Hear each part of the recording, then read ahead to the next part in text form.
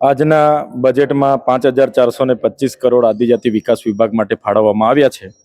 સાથે જ તમને હું માહિતી બતાવી દેમ, આગલા 2 વર્ષોની 24-25માં એ જ પ્રકારના આંકડા બતાવવામાં આવ્યા, 25-26માં એ જ પ્રકારની ફાળવણી બતાવવામાં આવી, પણ એ બજેટ વાપરવામાં નથી આવતું।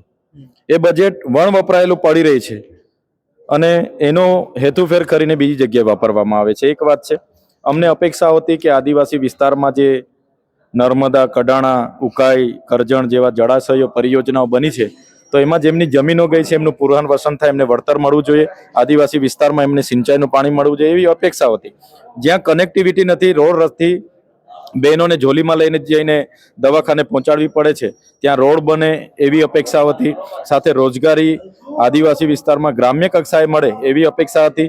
આવાસ માટે એનો વધારો કરીને આવાસ માટે 3,50,000 મળે એની અપેક્ષા હતી। જે બાળકો આશ્રમ શાળામાં અભ્યાસ કરે છે એમના ફૂડ બિલ 3500 થી વધારીને 4,000 કરે એવી અપેક્ષા હતી। અને આગળ જે સાયકલની યોજના હતી તે આ સરકારે સ્થગિત કરી છે, ત્યારે હવે સાયકલનો જમાનો ગયો। હમણાં જે પણ લોકો 9મા ધોરણથી આગળ અભ્યાસમાં જોડાય છે એમને એક્ટિવા આપે એવી અમારી લાગણી અને માગણી હતી।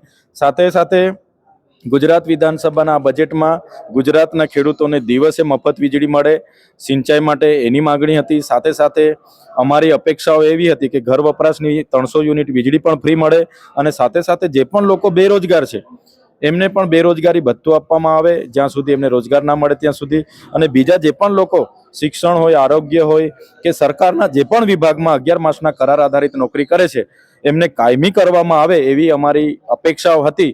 પણ એ અપેક્ષાઓ ક્યાંક ને ક્યાંક આ સરકારે એ પુરાતનવાળું બજેટ રજૂ કર્યું, ચૂંટણીલક્ષી બજેટ રજૂ કર્યું અને આંકડાની માયાજાળ રજૂ કરી, એમાં ક્યાંય નથી। ત્યારે આ નિરાશાવાળું બજેટ છે એવું હું માનું છું।